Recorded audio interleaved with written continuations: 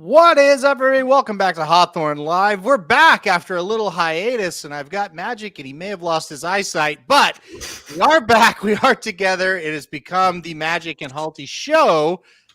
Mr. Magic, how are you today? And are you said you wanted FanDuel Magic, so you got FanDuel Magic on his day off. That's what I am. Not in the studio today, so oops, wow. That. Wow. Yep. Wow. Okay. All right. Well, look like you just got home from the beach. Is that where you've been? The beach? Unfortunately, no. I just did the Magic Mike show, so no beach for me lately. It's too hot. It's 105 degrees out there today. I took the dogs out in between shows, and I was like immediately ran to a shady spot and just let them hang out there for a few minutes. I was like, we're going back inside. All right. Well, not like even an oven out there, man. Yeah, well, not even a minute in, and we're talking about weather, so this should be a good hour and a half show. A lot of entertaining situations will be happening. We're here at Hawthorne, and Hawthorne just had a big favorite run away from him. David Cohen killed it here in the sixth race with a nice win with Canyon Shadows, a pretty logical horse, obviously, at 4-5. However, Magic, we're going on to the turf for race number 7, so we're just going to kick it off right here. Race 7 on the card, an allowance race going 1 mile. This might be one of the better races we've covered on these shows on Thursday at Hawthorne. Field of 7 because the 8 scratched out of it. And as we open up the odds here, Tough Little Nut, so insert jokes here, but the number 1 Tough Little Nut opens up at 2-1. The question everybody wants to know, Magic, do you like Tough Little Nut today? We're off to a great start. Listen, the horse fits, right? It was running well at Keeneland and Fairgrounds. I know it didn't hit the board in either spot, but those are tougher scenarios than what the horse will be facing here. It was second in a stakes race after winning the debut over this course when sprinting.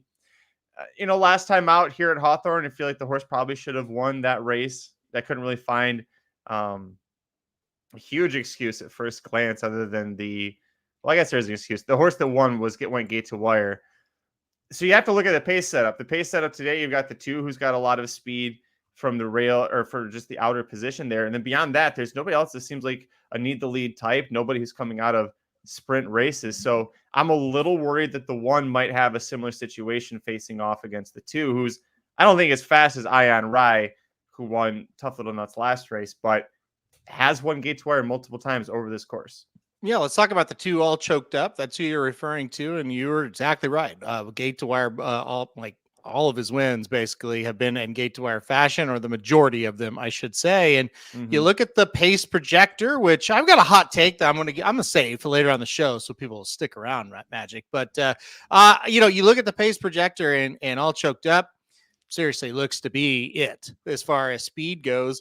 So it'll be interesting to see who kind of goes with him, if somebody does go with him, and what happens there. DeVito trains, Centeno aboard, so you kind of know and understand what the plan's going to be with this horse right out of the gate. Now, the thing about it is we're moving up in class for this one. We've been against claiming company, and setting the pace in a claiming race versus setting the pace in allowance races is totally different. So that'll be the big thing that we've got to keep an eye on. And if we just go through the field, the number 3 Woodcock Flight will go to him, and just go in order here.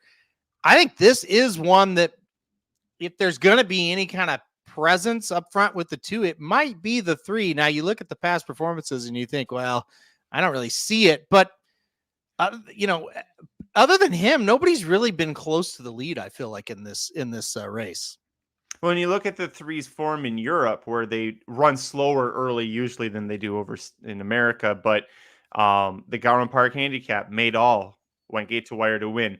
The race before that broke the maiden, prominent, led after 2 furlongs. So it wasn't a gate to wire win, but was forwardly placed and then won by over 4 lengths. So the horse has some there, and you're right, it is different going from the lower level claiming ranks to this spot. The 3, I feel like, is still taking a class drop, even though was at $30,000 claimer last time out. It was at Ellis Park. That Ellis Park meet has proved to be very good for the turf racing. So I'll give that a knock up over the first level allowance coming into here. Was third. I know it was on the dirt, but was third at Keeneland earlier in the career. Was third in an allowance race here. Ion Rye won that race, or was second in that race, and then came back and beat Tough Little Nuts. So they seem similar. The price is kind of similar for them too. Yeah, I think that you made a really good point about Ellis. That has been a very productive meet. Of course, it's over now, but it was very good. And I mean, horses were going everywhere and winning coming out of Ellis, and it's been a very tough meet there to win on the turf for sure. So I do think you're not really worried so much about that one. I think the race 2 back where the horse was at this level and lost here at Hawthorne is the concern. New trainer today, though. Banks takes over the training. He's pretty darn good at Hawthorne. So, that's kind of a good news there. So we'll see if that does make a little bit of a difference. And sitting right now at 3-1. So I think people are kind of seeing that trainer change as well and saying, well, maybe we'll get a little more out of the horse. As you kind of go down the list here, the number 4 Bonds Temps Rule. I know there's probably a fancier way of saying that, but that's how I'm going to say it here from Missouri. Hey, laugh all you want, Magic. Laugh all you want. No, that's fine. I'm not going to say anything. Just go. Okay. Hey, horse got 4th last time out at this level. So can compete. 21-1 is kind of a crazy price.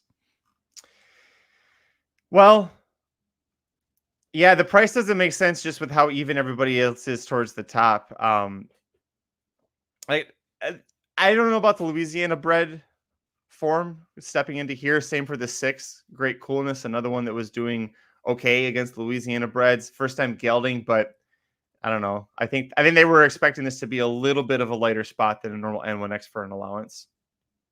I think you're right about that one. Let's go to the 5 New Year surprise. This horse did really no running in 2 races here at Hawthorne at this level. I'm just going to skip over him. He would be a huge surprise to me. I don't know. Do you have anything to say about him at all? No. Okay. No, he's 2 for 26. Hasn't won since 2022. Yeah, no. Yeah, he's 24-1 and probably should be higher. Probably will be higher.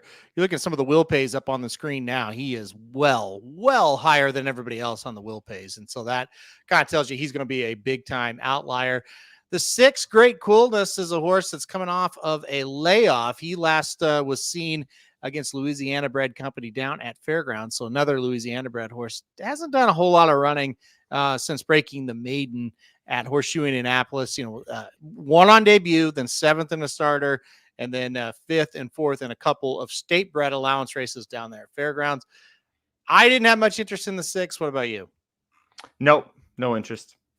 Okay, then finally, I think this is the one that, we're going to be talking about here. The 7 Iris's Dream, the other one other than the 1, I should say that we're really interested in.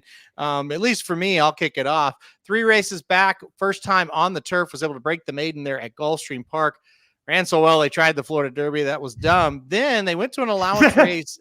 Well, come on. They went to an allowance race at Keeneland back on the turf. And look, got 5th, beaten 2 3/4, but a nice effort. And you see, hey, this horse certainly on the turf has been 2 really good starts. A 5th in an allowance at Keeneland, and now here we sit at Hawthorne. That's a huge class drop, in my opinion. So the 7, certainly one I think you better put on tickets. I think this horse and the 1 are the 2 with the big shot. Any thoughts on the 7? Yeah, 7. Absolutely consider because of the class drop there. I'm still laughing about the Florida Derby comment, but no, the 2 speed figures that the horse got for being on turf are better than pretty much everything these other horses have run so far. So I think that the 2 needs to be on because of the speed factor, and the horse has 3 wins, 3 seconds, and 7 tries over this turf course. But if we were going to do a pick 3 starting this race, I would go 1, 2, 7. I know it's a little chalky using a couple 2-to-1s, but they both fit. They're both, smart 2-to-1s, I guess. The way I kind of looked at this race, the 1 and the 7, tremendous standouts. And then the 2 and the 3 are like, okay, if we want to find a kind of a more of a, not just taking a flyer, but okay, this fits, this makes sense, logical type of play that's a little bit higher of a price. You take your pick between the 2 and the 3. I totally agree. And look, I mean, again, if the 7 runs that race that he did at Keeneland, they're going to be hard pressed to beat him. And when you look at the 2 turf races, should be fine. I mentioned the Florida Derby, but on the dirt, almost broke the maiden at Gulfstream on the dirt. 4 races back, got beat by Tour Guide, who wasn't too bad of a horse, and they were well clear of everybody else. So I mean, this horse has ability. Why the horses at Hawthorne? Not 100% sure. Maybe just trying to get that second win and then get on to something else.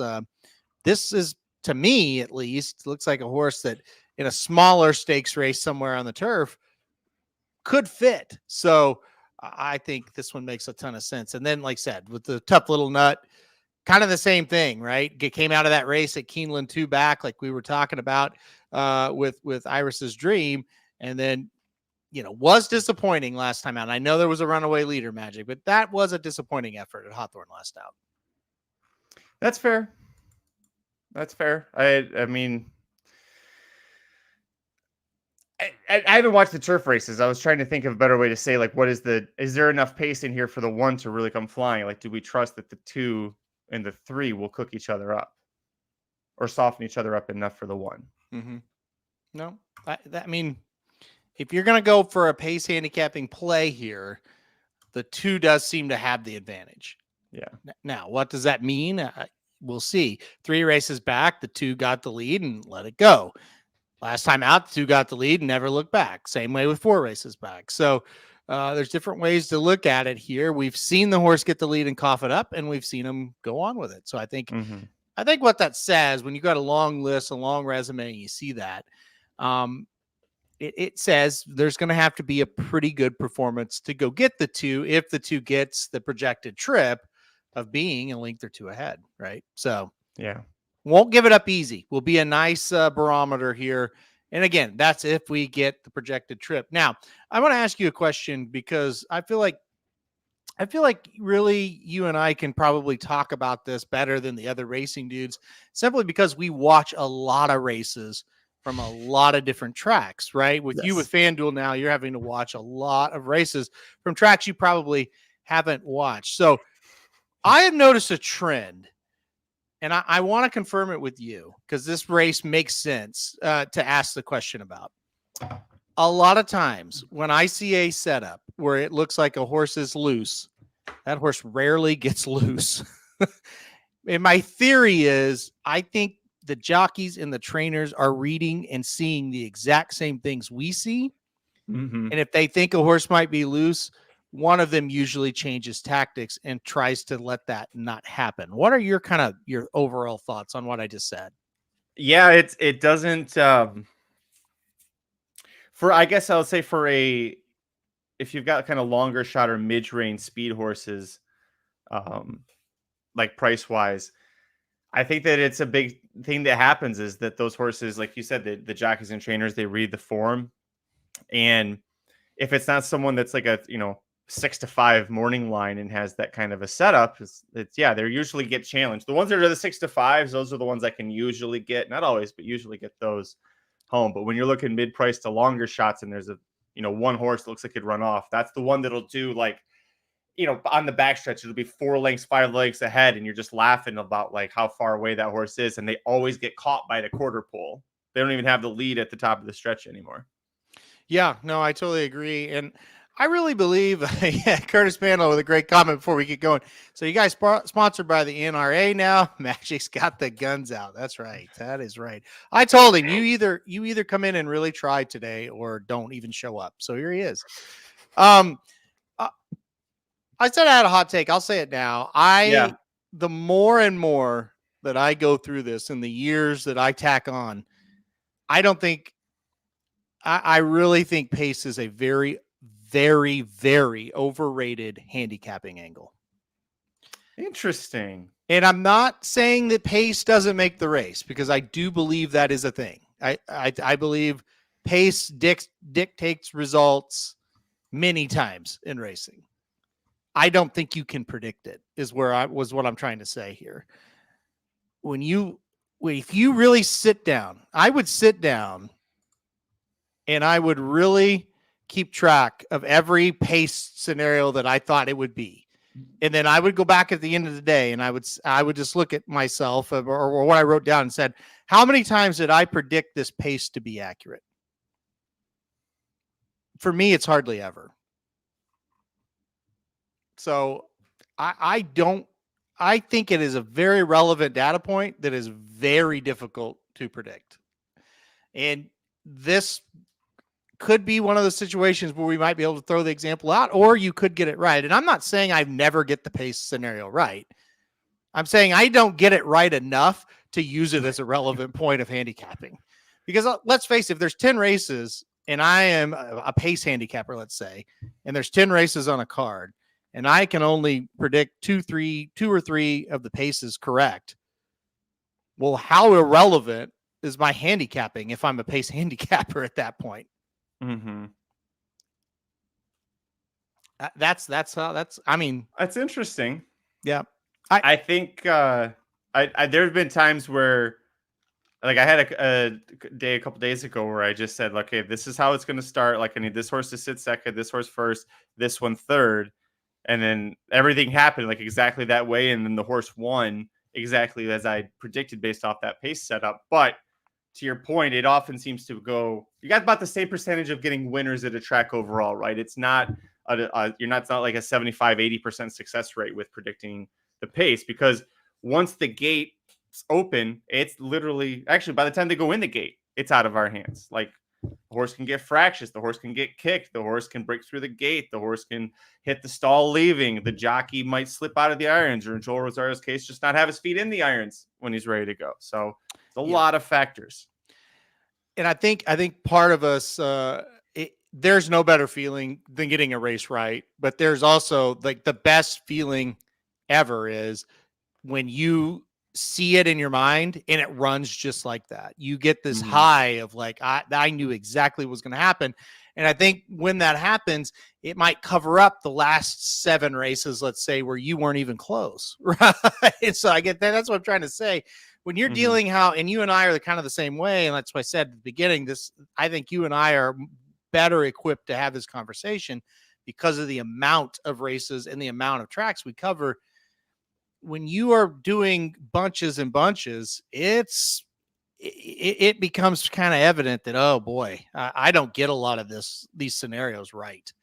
And anyway, I mean, I will tell you this: the last month or so, I've taken the pace scenarios pretty much completely out of it, and I have hit many more winners because I'm not talking myself out of horses. I'm just looking at, okay, what is the talent level of this horse versus the talent level of the rest? They're going to fall how they're going to fall. So that's how I feel about it now. And look, it hasn't been bad so far. So just something to think about. And again, I'm not one of these guys that say it doesn't really matter. The pace doesn't matter. No, it matters big time, but it's very hard to predict. And, one last thing, I'll talk about a couple of races at Saratoga. The Whitney was a race. Everybody said National Treasure cannot win the race because there's so much pace in the race. And National Treasure did not win.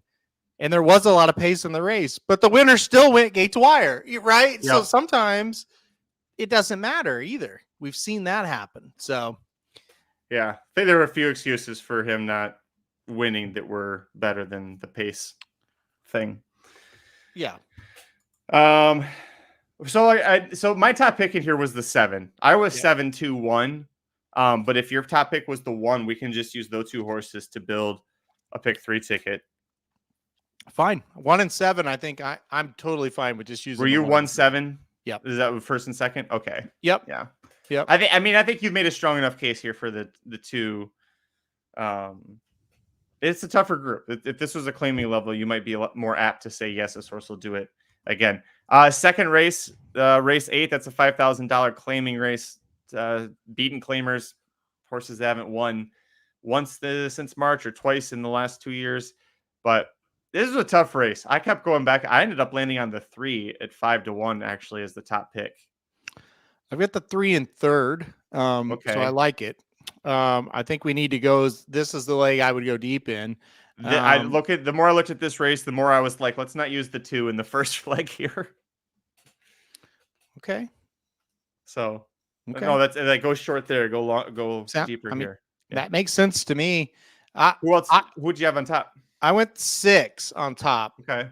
I went 6, 5, 3, and 10 in the 8th race. I thought the 6, first off the claim, new trainer, better. Not first off the claim, but the horse dropping down in class, I should say, for a trainer that's pretty darn good at doing that. I just thought that made a ton of sense for the 6. And I just think catching an easier field than what she's been facing. And then with the 5, kind of same thing, dropping down again, 3 races back, 1 at the 4K level, moved up 7-5, didn't run bad, and now back at 5. So I like both of those kind of the, quote unquote class droppers. You like the 3, also the 10. At 12-1, I thought this horse was interesting. Hugh Robertson has this one in the 3 is also Hugh Robertson. So the other entry here for him, he's not terrible. The races 2 and 3 back weren't too bad. Last time out, not good whatsoever. Was a vet scratch in the next entry. So maybe the horse had a little issue they're trying to get over. Maybe he's a little more healthy now. Or she, I should say. So yeah, that was my reasonings. Yeah, no, I was 3, 6, 10, 5 in this spot. Okay. Did you use the 5 as well? It was 3, 5, 3. Yep. 6, 5, 3, 10. So we have 6, 5, 3, 10. Okay, so let's use those 4 in here. Okay. I wasn't as high on the 6, but just coming from Hawthorne, but I guess they're similar enough. It's a higher level at Hawthorne, coming from FanDuel, higher level over there. So if you're not worried about that, I'm not worried about it. And then the 9th one back on the turf, mile on the 16th, maidens, $20,000 claiming tags. Yeah, this one's tough as well. I liked the 2 a little bit. Not a little bit, a lot. I put the 2 on top, Wolf Hunter. Long time of seconds and thirds. I realize that, but out of all these races, all these times we've been running, rarely, at least lately anyway, have we been running for a tag. So this is a 20K maiden claiming level. It's time. There's no doubt about it. But there are several races that the 2 have run that will win this race. And I know it's an 0 for 20, 25 horse, but this horse has never been in a field like this. Yeah. I had that horse second. Okay. I like the class drop, even though it's been running maiden special weight this entire time.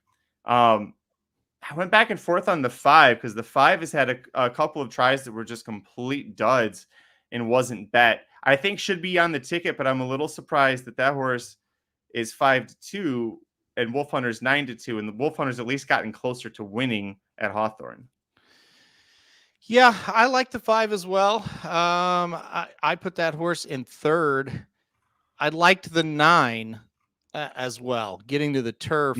They've tried to send the 9 to the turf 3 straight times. They've been rained off every time. Now, we know that because probably many of these times we were on the damn air because we never could. We never could get this to stay on the turf until today, basically. So I'm just more as like, hey, I'm interested to see what this 9 can do on the turf finally. So, I mean, that's who I had in second. And then, like I said, I had your 5 in 3rd. Yeah, I like the 9. I was leaning towards this as a top pick for the reasons you mentioned. But, like, this horse has been at the maiden 20 level for a while, but is like running competitively at it. And a couple of these maiden special weight horses dropping in, they might take a step forward. They might just throw up a complete goose egg. The 4 is another one taking a class drop. Was 4th and 2nd in a pair of recent turf tries here. And the 2nd was routing, set the pace, and then, got caught. Probably looked on paper like lone speed or something, but I thought that the 4 going back to routing out of another sprint race could be sharp with the class drop. I did not consider the 4, but Yeah, I think get back to the routes. Good. You were said it 2 races back, not too bad in that race. So Yeah. don't have them on my sheet, but if you want to throw them on, we can. Yeah, let's do. So where do we stand? 2, 4, 5, 9. 4 by 4, 16. $32 pick 3. Is that okay? That's fine with me. Okay. Throw it up. Are you writing it down? Okay. I'm going through and I was marking it in Formulator as we went. Wow. Sorry. Must be nice. Be rich. Have Formulator. Gosh. Or to have a job that pays for it. That's really what's great. Must be nice. One of the best parts when they're like, yeah, here's all the benefits, even though you're part-time or / on call, you still get, people would get excited about the full insurance, the health club memberships, all that stuff. I'm like, free Formulator, you say? Tell me more. and racingpost.com. So like the European, the international DRF, got access to that. I can watch replays on Equibase. That's great. Yeah. There's lots of little. Hey, while I punch this in real quick, first football talk. Go for it. Nebraska -7. Manlo says. Well, first of all, thank you for the username and password to all this cool stuff. Appreciate that. Glad we're good friends. Okay, let's go to Nebraska -7. I have no problem playing Nebraska -7. I have a problem with one word, and that's hammer. Because, and this is the only reason, do we know yet what Nebraska fully is? Because they're still Nebraska until they show us they're not. And maybe this game will kind of show us that, okay, they're a little bit better. I still have trouble trusting Nebraska to cover 7 points. But on the flip side of it, I think they're going to win the game. If you asked me, hey, who should I bet here, Nebraska -7 or Colorado +7, I would tell you to take Nebraska for sure. I wouldn't hammer it, though. That's my take on it. Quarterback wise, they definitely look better. He's still a true freshman, so we'll have to see how that goes. Hunter and Sanders for Colorado might be able to have some success, keep this game close. The way I look at Colorado, they are elite players. Those two guys I just mentioned, they don't have a lot of help outside of that. So that's my take. But I would not say don't do it if you want to bet them. You missed it, Dennis. I had the sunglasses on when the show first started. Yep. Just keep them on the rest of the show. I like it. Okay. Do you have the ticket? Yep, it's at the bottom. It's scrolling by. Oh, well, hold on. Dennis is. Oh, yeah. I see it now. Gotcha. So the ticket's in.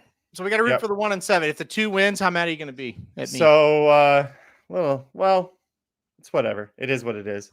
I feel better about going short here and going longer in those other 2 than I would if we went 3 deep and had to cut a horse or, horse or 2 off the latter part. Mm-hmm. Dennis says, so his win bet's the 1. I'm the 7 at 9-5. You on the 1 as well? I'm on the 1. Yep, I'm on the 1. I think it's a rematch here between the 1 and the 7. That race at Keeneland.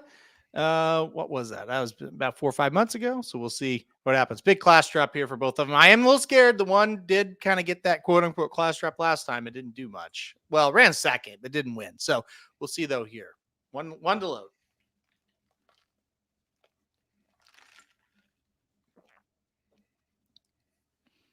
Here we go.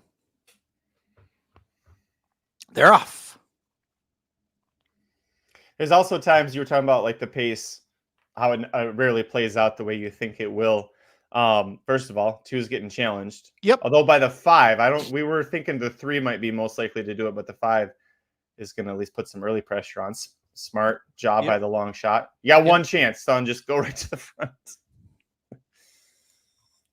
But we were talking about that, and it reminds me of like the danger of betting a horse that you think will go gate to wire. The Breeders' Cup Mile, when it was Oscar Performance's last start, and he was lone speed, I thought, and so I bet him to win. And half a step out of the gate, he falls over, and he's last and early. And I literally went, I've never lost a horse racing bet faster in my life than right there. Like you right away. Nope, he's done.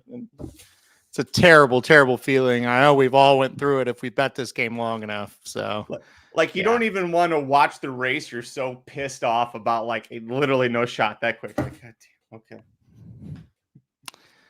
It's happened. Golden Pal was one that last Breeders' Cup. When he got out of the gate, horrible. All right, where's our 1 and 7 here? Seven's on way the outside, outside. 1's on the inside, and nobody's catching the 2. No, somebody's gonna catch him, but come on, 1.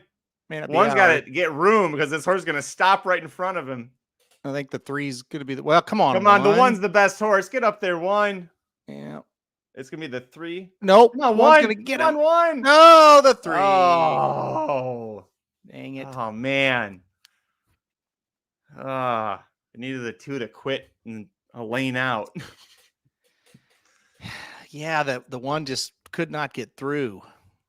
And then finally got through, couldn't get up there. So good race. It was go ahead. Woodcock Flight. That was the one. Yeah. Good race from the 3. Yeah. The cock beat the nut this time.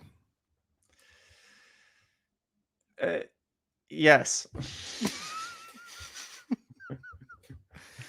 God, it just got so tight there for the 1. Oh. Yeah. The 4 gets third. So mark that down as 0 for 1 as far as getting your pace right. And that just goes to what I was saying. There is no race that you could look at anywhere on this sheet and think the 5 is going to pressure the 2. No, even if if he was coming out of like sprint races where he didn't show any speed in those, you at least be like, well, he was a sprinter stretching out. It's like, no. Yep. So that just goes to show you what happens. We're all reading the same thing. Don't think that the trainers and jockeys have some kind of secret thing. We're all looking at the same thing. And they just decided today, well, we'll send him and we'll see what happens. That happens all the time. So, and it set it up for closers. And now, unfortunately for us, we had the wrong one. We lost by a nose, or well, looked like by a neck, actually, or maybe even a half, but we lost. But anyway, there you go. Tough little nut. Tough little loss for Tough Little Nut as the cock beats him. 8-1 on the cock. Holy shit. That's a great price on the 3. Great price on the cock. Did the 1 go off favored then at even money? Oh, yeah. Yeah. What was this? Because the 7 was favored when they loaded at 9-5. That must have been a lot of. Yeah. Yeah. A lot of late steam. Yeah, let me see. They're not posting it. Hold on here. The 1 was even and the 7 was 3-1. Holy smokes, that is a lot of late steam. Yeah, must have been like 40 $50 late on the 1 there. Just a bit. Yikes. Anyway, that's how it shook out. There you go. Gosh, tough loss for our 1 there. Thought he had it. Very smiley Rachel Slavinsky there. Oh, yeah, good for her. Dennis says, I still think there's a secret thing. There might be a secret thing, but it doesn't have anything to do with reading a horse's form. There could be. Yeah, that could be it. Could be the old secret formula that you try to hide behind a truck tire when the security sees you. Did you hear about that story? Yep. I have heard about that. Yeah. Curtis picked the 4. Got his money with the 4. Well, got his money's worth. Well, if you bet just to show, you got your money's worth. If not, you lost. So was that Blond? That shouldn't have been. Analysis here of the Colorado game. Colorado is going to get manhandled in the trenches. Well, the last time I saw Nebraska manhandle anyone, I was probably in like 5th grade. So I'm not sure. North Dakota State handled Colorado up front. North Dakota State might be better than Nebraska up front. Nebraska has 8 of their 10 back on the O-line, back from a team that did not go to a bowl. So not quite sure that I am still convinced. Added 2-year starter from Florida.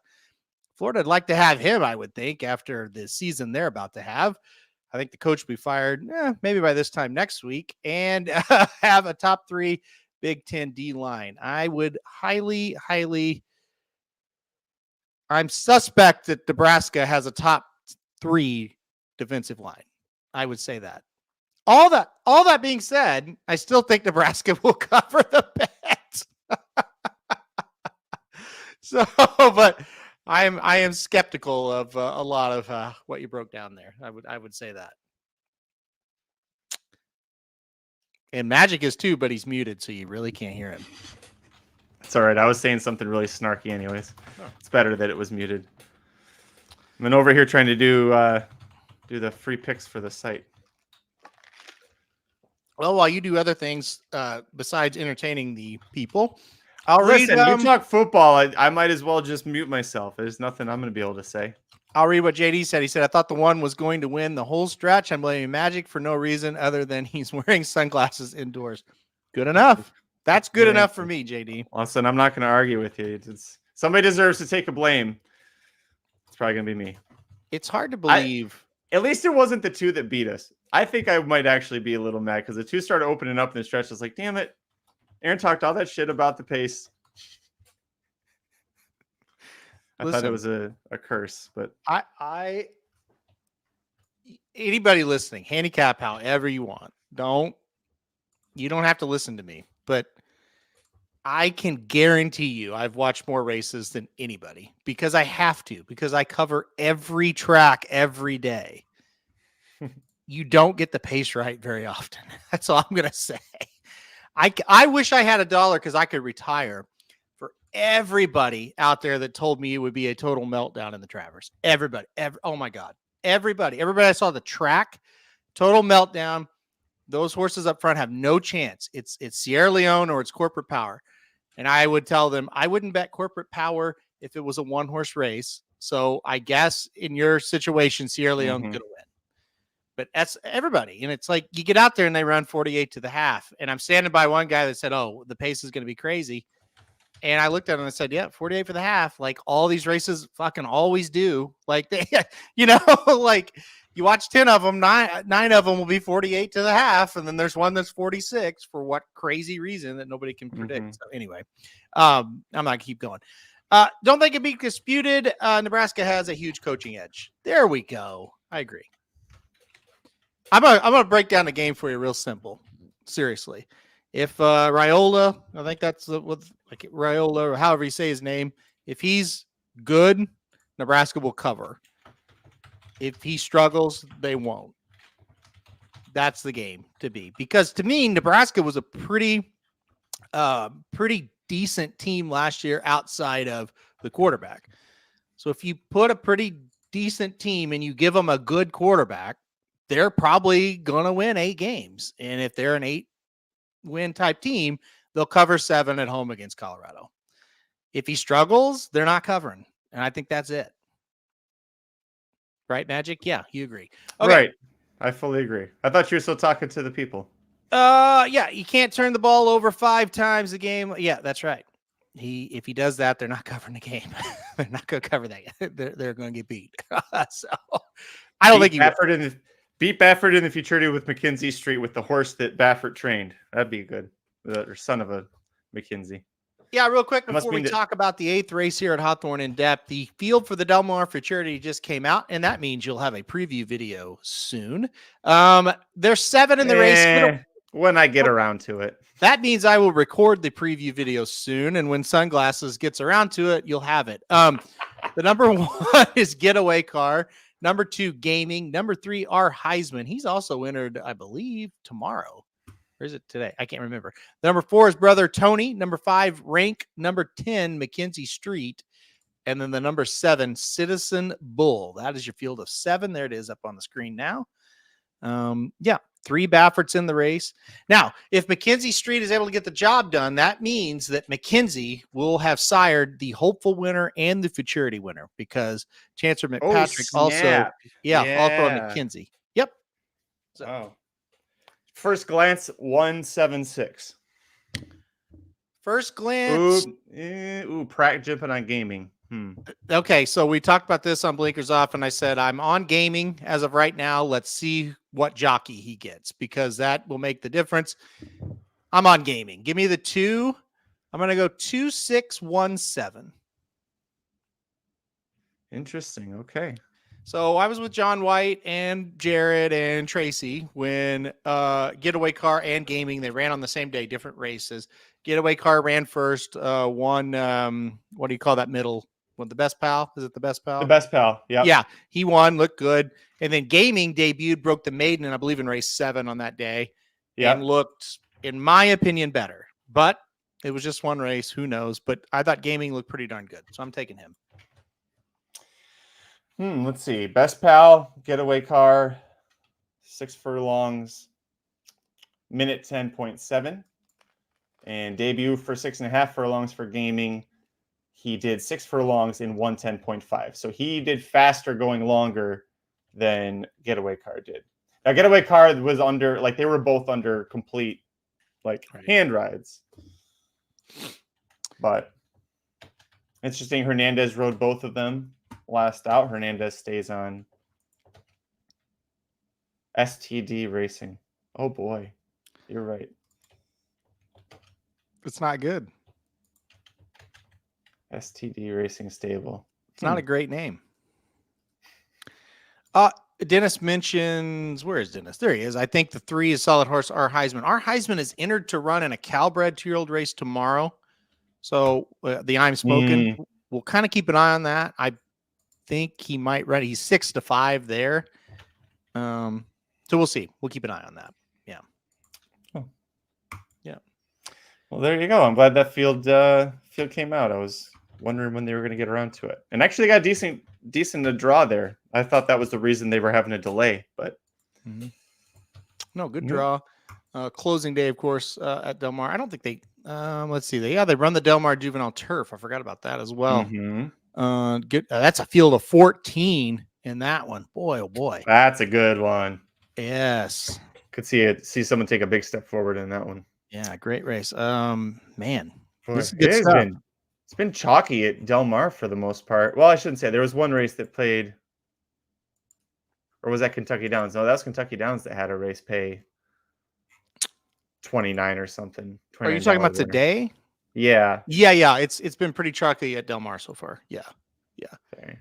Yeah. Kentucky Downs has been it's been gettable for the most part. I mean, there's your race here or there where it's like that was tough, but yeah. JD says 99.8%. I would agree with that. I don't know if JD you got inside info, but just logically, I would agree with that as well. So JD only gets inside info if it's Woodbine or Fort Erie related. Well, I don't know if that's true or false. So I don't know if that's only where he gets it. That's where he gets most of it from. We'll say that again.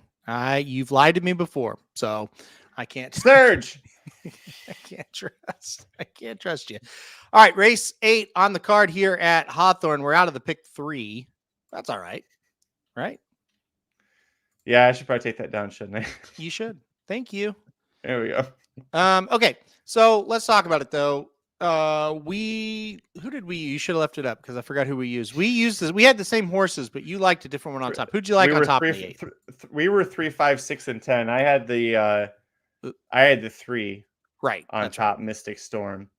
I liked that the horse was okay. So last time out, never really got running and was beaten 10 lengths at the same level, but the 80-cent favorite that day, and now Mojica jumps aboard. When Hernandez was aboard last time, Hernandez on the 10 horse was kind of the other Hugh Robertson that ironically Mojica rode last time out. So they're like flipping around, but the better jockey by far for Robertson percentage wise is Orlando Mojica. So I'll ride with him on the 3 horse.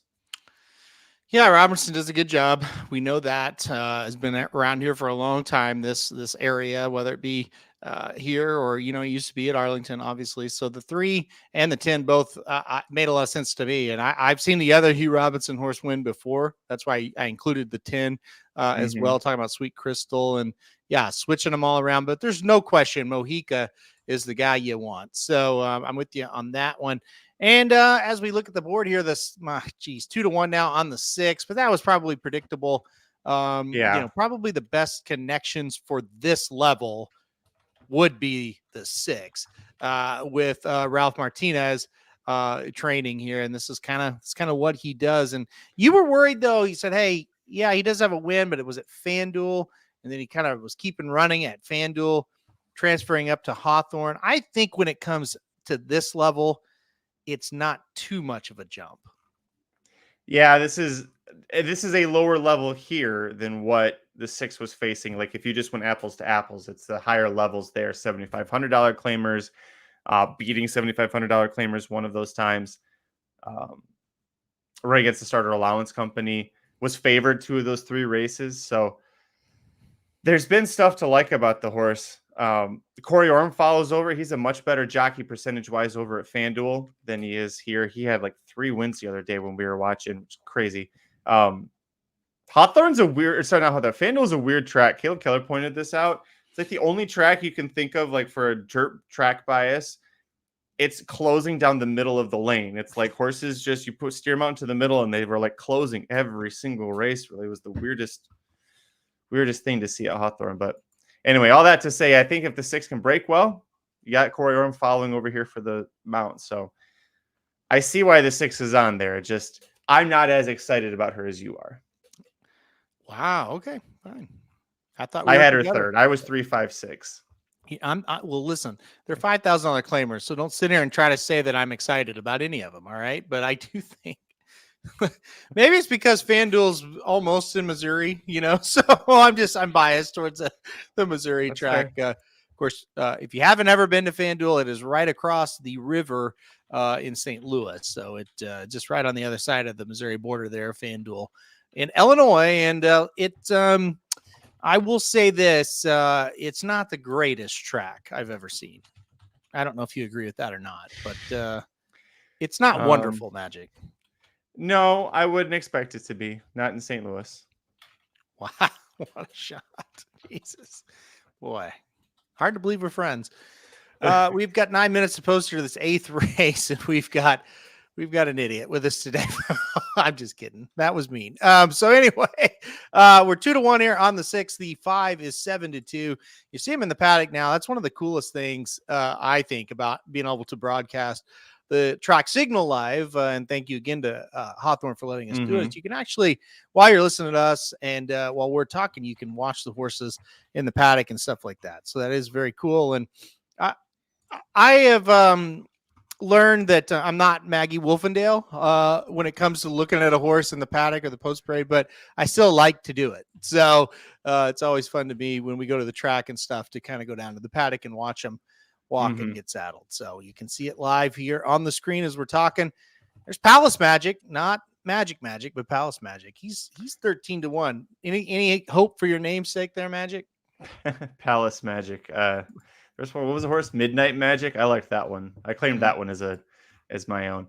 No, as far as the 7 goes, I mean, it has shown some speed before. Usually at these lower level claimers, I want horses that like to run, consistently have shown in the past that they can be forwardly placed at least, because I feel like it just turns into what Mike Somich calls a stumble bunny affair afterwards. The horse is 10 for 20 in the exacta at Hawthorne and has 2 wins this year, but they were against a little lower levels. And the horse really had no response at all last time out, facing what I would consider lower, 4,000 non-winners of 2 in a year. I feel like she's starting to trail off. She's 7. She might be just getting to the end of her career on the racetrack. And I don't know. I don't see it with that. However, the jockey on the 7 is the one who was on the 5 in the last race, a 7-pound bug boy who just go, Rashawn, go. He might do the same thing here. Well, and it'd be another one that you don't really, the race 2 back he went. So yeah, maybe he'll do that again. I don't know. Well, that'd be interesting to see. From a pace standpoint, it doesn't really look like the 7 will be in the front. So that'll be interesting to see what happens. It looks like 5, 6, maybe 10 are going to be the 3. And if that's the case, maybe it does set up for the 3 to kind of pick them up. We'll see what happens here. They're off at Del Mar, by the way, if you're watching that. So good luck if you bet. The 4 is in the lead going into the stretch, the 2 coming down the lane to try to catch him. So we'll see what happens in that one. Looks like Jim Miller and Peter Galassi, they both like the 6 and 5. They just got them flipped. So see if they can get a winner here as well. Coming down the stretch at Del Mar, and it looks like Leia's Candy is going to hold on. So a nice win there. Now we'll go back to Hawthorne. And we're back. Oh, wow. So here you go. We were talking about our Heisman. Bradfree report, despite being the early favorite in the $100,000 I'm Smoking Stakes Friday at Del Mar, our Heisman is expected to scratch to run Sunday in the grade 1 Del Mar Futurity Magic. So Wow. that's very surprising. Very surprising. Good for them. Not being Well, scared of those Bafferts. It's one thing when Mike and I were talking about this, that the debutante drew 7, even though Baffert's got Nooney in there and she's looked like a beast so far. And then I thought about it, I was like, well, it actually kind of makes sense because you have a 2 out of 6 chance of being grade 1 placed as a 2-year-old filly. Like, that's huge for the breeding game perspective. So I think that's what a lot of those horses are doing. They're like, yeah, let's just see if we can get that third beaten 10 lengths and we can say that it's a grade 1 placed 2-year-old filly. I think we'll say good for them or that was dumb, depending on how it shakes out. Because odds aren't terrible. You hit the board in that race. Winning? Listen, and I hope he does. And I'm all, to be serious, I'm all about, hey, go after it. If you think you're good enough, go after it. Go do it. But at the same time, that is as a much, much tougher spot. There's no doubt about it. He's probably going to be like 4 to 5. Well, probably what he would have been yesterday, maybe 3 to 5, or tomorrow, I should say 3 to 5, 4 to 5 versus 8 or 10 to 1. So that's what you're, kind of the chance you're taking. But look, I mean, you're going to try to get the grade 1 and we'll see what happens. It would be a tough decision because if I had a horse that I thought could run in the Del Mar Futurity and I thought wouldn't embarrass himself, I might do it because it's pretty damn cool to run in races like that, right? Yeah, and I mean, I know these connections are different, but not everybody gets a chance as an owner or something to have a horse run in a race like that. Absolutely. Good enough to think. Hard enough to get them just to the track, then to get a win, then to actually think hey, they're good enough to maybe try this spot. Absolutely. I agree. Okay, we're down to 4 minutes for the post here at Hawthorne. Is the feed froze? Nope, there we go. The feed is back. Sorry, a little pause on it there. The 3, excuse me, is now 9 to 5. So the 3 sits at 9 to 5 right now. Second choice on the 6 at 5 to 2. The 5 4 to 1. Past that, I believe the 10 is now 8 to 1. Everybody else double digits. So we kind of use the horses that are logical on our ticket here. That's defunct now, but at these odds, what do you think of your top choice? Because definitely taking money. Yeah, she is. I still think the 6 goes off favored, but she is taking money here. This might be a connections play then. People seeing the 31% strike rate between Robertson and Mojica. The horse has got 2 wins at the track. Might be taking her a little bit of time to find the right spot. Favored in 2 of her 3 starts here at Hawthorne this year. So, there's things you can point at and say this is why she's getting bet. She did win last August, 2023, against $20,000 claimers. So at one point she had talent. I think the bettors are still trusting that she'll show it again today. If you look at the will pays for this race, the 6 should go off the favorite, the 5, the second choice, and the 3, the third choice. So I'll read the will pays now. If you're live in the pick 3, the 6 is paying $55, the 5 paying $60.80, and the 3 paying $85. So what that tells me, Magic, is the 3 probably should be more like 3 or 4 to 1 by the time they leave the gate, if you can believe these will pays. That's what you're looking for. That's what you want. Yeah, at 9 to 5, I don't think I would take her at a short price. The 5, well, geez, now the 5's the favorite. Second choice, 5 to 2. 6, 4 to 1. It almost, I know this isn't something that you could really say because of how all these odds are changing after the fact, but take the one with the longest odds of those 3, and that's your most likely, like, that's who I would bet. I just, projecting wise, I don't know. I thought the 5 would be third choice. Well, one thing I can say, if you like the 10, I think you're going to get the price you want. I think it's way up in the air right now what price you're going to get on 3, the 5, and the 6. They're not really lined up like the will pays are lined up, but the 10 is lined up pretty perfectly with what the will pay is for him, which is probably going to be right around what you're going to get at this moment. Now as we keep talking, the 3 is now 2 to 1, the 5 is 2 to 1. The money is going to come in on the 5 and the 6. I really believe your 3 is going to be a worthy win bet. once they leave the gate. And look at these little tracks, and especially at Hawthorne, as we've kind of looked, you kind of have to do exactly what Magic and I are doing if you're a win better. You've got to be realistic. You can't really look at the board. You kind of got to look at the will pays and then try to make as much sense as you can of it, and then hope that you kind of, quote unquote, really guessed right. Correct. I mean, Yep. And that's another thing when you watch a lot of small tracks. This is what you have to do. Yeah. Tomorrow's race is free money for him, but Gary doesn't need money. Nope. That's very true. Well, we'll see how it works out. Not my horse. Do whatever you want with him. That's that's what I would say. I get it. I get it both He's ways. usually smart about where he places his horses too. Like, he likes to win races. He's not going to just blindly take shots at grade ones for no reason. He's one of the sharper owners, I think, in terms of placing horses correctly at like stakes level. Well, I mean, you look at this horse. I'm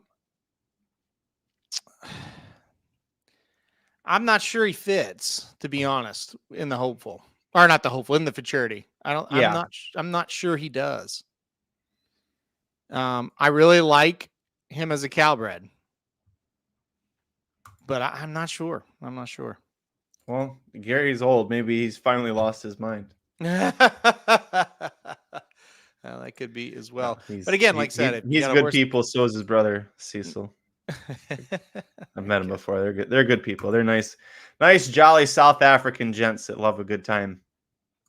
Well, that sounds good enough to me. For me, I like it. Dennis, start of the NFL season coming up here soon. Coming up in about an hour and 30 minutes, or 40 minutes. He wants a 70-yard rushing touchdown from Derrick Henry tonight.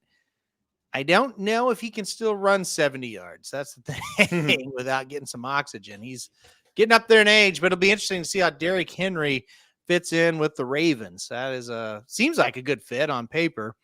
We will see if it actually is a good fit starting tonight. Anyway, take on the Chiefs. Walking to the gate at Hawthorne now, it seems like. So we'll see what happens in this one. Magic's on the 3. It's now 7-2. I'm on the 6. Now 5-2 is the 5 becomes the favorite. And we're getting more to where you want to be, Magic. I was looking, by the way, at the Del Mar Saturday card. So the debutantes race 4, the 9th race, the John C. Maybe, get to see Anisette back again. See who she's racing? I'm looking at the field right now. See that shipper? Oh, sugar shits. Yeah, right. Anisette versus Didia. Oh. Yeah. Oh. Yeah. That's going to be a hell of a race. Holy smokes. So I will be at the OU game, and I am praying. The internet sometimes works and sometimes doesn't. I'm praying it works during that race. Oh, man. Because that will be good. Yeah. Oh, man. Yeah. Actually, what time is that going to be? Hold on. 8:30 Eastern. Yeah. It'll be like first quarter, second quarter. Well, say a prayer for me. You won't me. even be sober enough to remember to look. Oh, no. I drive home after the games. So. The games are what, 3 hours long? That's a classic fair. move. If you're going to, like, you and your buddy go and you can't decide on who gets to be DD. So one of you drinks, like, I was about to say in the car on the way there, but you don't do that because that's illegal. But you drink beforehand while somebody else drives. Yeah. Not while they're driving. They drive separately. Yep. Not endorsing that. And then, you're good and drunk by the time you get there and through tailgating. And then you just, through the game, you just drink water and you sober yourself up. By the time you're done, the game's done. It's time to go home and you're good to go. Okay, they're off at Hawthorne here for the 8th race. Jesus. So they're off, and it looks like the 2 is going to take the early lead here at Hawthorne. It looks like the 10 will take the lead now. Good God. You okay? You gonna be able to make it through this one? Yeah. Oh, look at this. Okay. Now the other Hugh. Here comes the other Hugh. 6-1 is what you're going to get. As the 6 got bet down. Got 9-2 on the 3. Yeah. The 3's not really moving.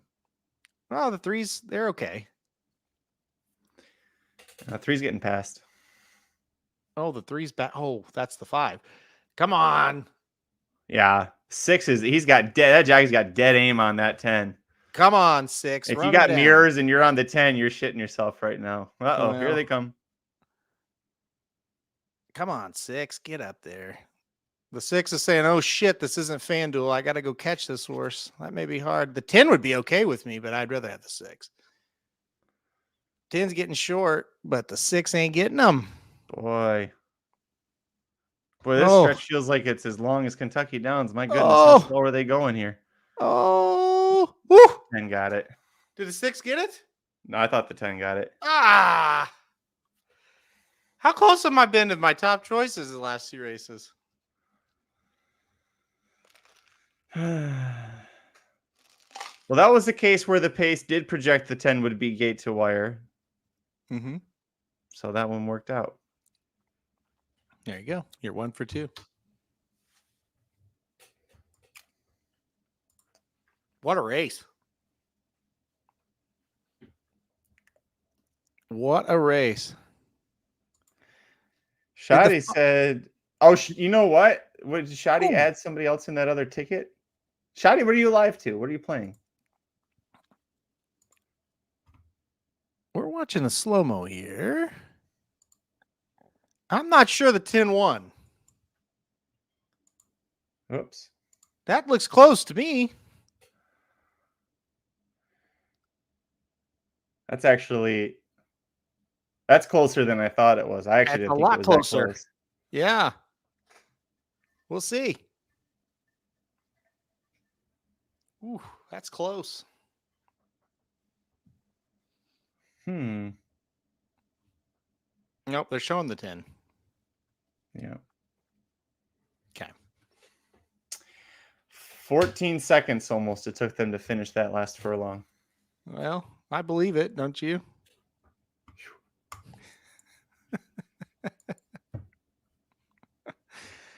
So 10-6, I missed the try as well because I had the 3, not the 2. So, well, balls. Could have played a hunch play on the 2 runners heat.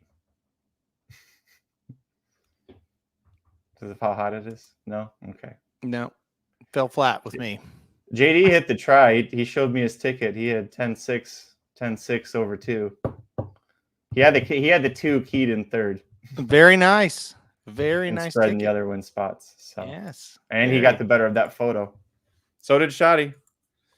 Win bet and double on the 10. It's interesting to me that they didn't flash the photo finish sign. I don't know if they do that at this track. Maybe they don't, but I would think you would examine that. Oh, the photo finish. It was that one picture. They passed it around to the judges and they all went, yeah, 10 by a nose. Got it. I really want to see the actual picture because that thing they just showed looked like the 6 won the race to me, but did it not? Maybe it's a bad angle. Shoddy, did you go 4 and 4 in the double? Did you use the 4 horses from each one? She must have because we had the 10 fourth. Okay, hold on. See, to me, that's the 10. It's close, but the 10 has got the win. The 6 is behind. But the 6 hold a piece of no. I was say hold a piece of paper up to it and where the line is, and then draw that down and see which nose is there. I think they moved the line. Yeah, that does happen. Yeah, only at Oaklawn though. It happened to Santa Anita in the 2016 Breeders' Cup Distaff. Yeah, they moved the line that day. I agree. Songbird won. Mm-hmm. I shall hear no arguments against it. I was thinking about her the other day. I saw an old picture of Slim, and it was him meeting Songbird, and I was like, oh, man, I remember when we met Songbird. It was the first time we ever got to go to I got to go to a backside, and we're looking all over the place for the feast. There's Songbird just right there. That was a fun day for sure. Yeah. Battle of Midway, we got to meet him. Same Hollendorfer barn. Oh, that's right. Yeah, Battle of Midway. Dorf used to have some big stars before he went and pissed off I don't know what he did. I don't know if we'll ever find out what he did to piss them off and get that ban. I can't believe we still don't know. It really must not be good for Dorf if it's never gotten out. Like that would have gotten out if somebody found it. He would have told somebody it was, something small, something this, something that.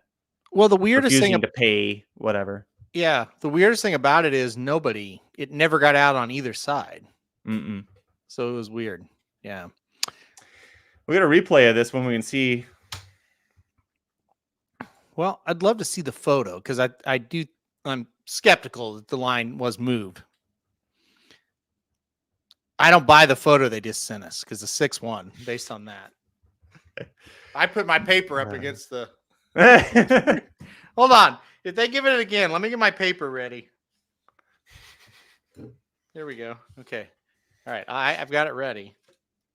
If they show us again, I'm going to put the paper up. So while we wait for them to take 2 minutes to get around this turn, Jesse Ventura interview with CVV was good. Really liked the Damian Priest one. Yeah. Got a lot of stories from Jesse Ventura about being a Navy SEAL. Mm-hmm. So it was an interesting, I didn't even know that side of him. Priest was good because he talked a lot about like building up to WrestleMania, all that stuff. And Drew McIntyre's was great. I need to watch all these. All three, I haven't listened to him yet. I really need to. I think Drew's was like a half hour. It was shorter than the rest because he did it. I didn't even realize he's in that Bautista movie that's coming out. But he was doing that press tour for that. 10. Yeah. Nope, to me, that was 10 the whole way. Well, you know what, Aaron? The judges think you're stupid. They called and they said that Aaron Halterman is stupid. You told me to do it. I did the method. We actually moved the line closer than it actually was just to make him feel better about having lost a top pick so closely. I want the real photo. I am demanding it right now. Hashtag release the photo. If you are if you are listening right now at Hawthorne, you better put this photo up so I can use my method for sure method. The 6 did not search. There's no doubt. I just love that you said put a piece of paper up on the sky. Come on, Hawthorne, show us the photo. I think it's a lie. Tell me I'm wrong. Was I gonna tell you? I've stopped waiting to listen to corny. Like I used to just listen clip by clip, and then I was like, well, I just want to listen to the whole thing in order. Then I got annoyed that it's like to hear him actually review all of SmackDown in one episode, like in one take. You have to wait for all the other clips to come out. And so by that point, I've already listened to a couple of the other ones because I'm really intrigued by something, and I don't know what's going to be included, necessarily in the SmackDown collection. So, did you ever wait to listen to the whole thing in one run, or did you just listen clip by clip? Just clip by clip. Just clip by clip. Yeah. Absolutely. Yeah, I got over the feeling weird about not hearing the whole thing in order. So yeah, honestly, and it's just a little long for me. Because I like to break it up. Sometimes I'll listen to him and then I'll go listen to somebody else and I'll come back to him. I don't want to listen to it all at the same. Yeah. So that's what that is.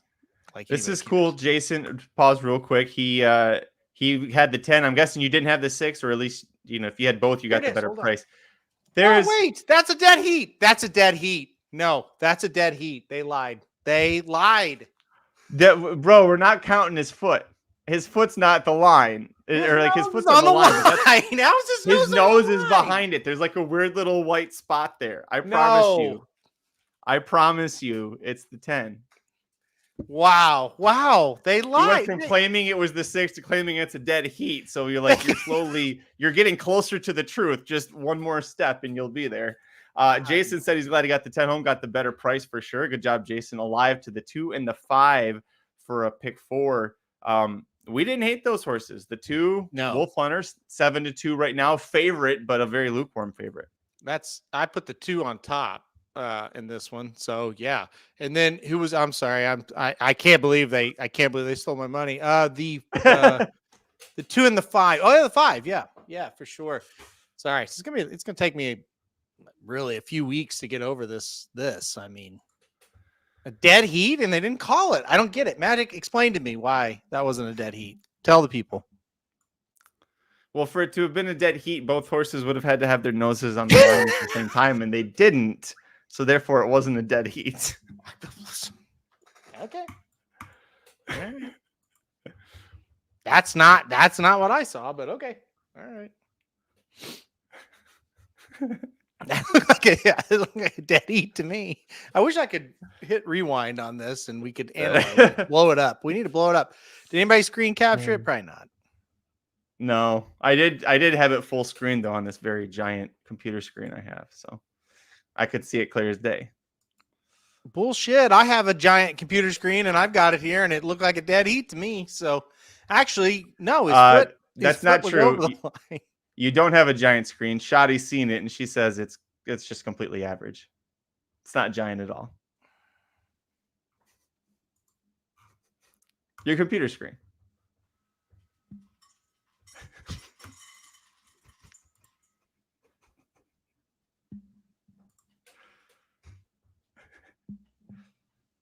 Take over. I'm done. I'm finished.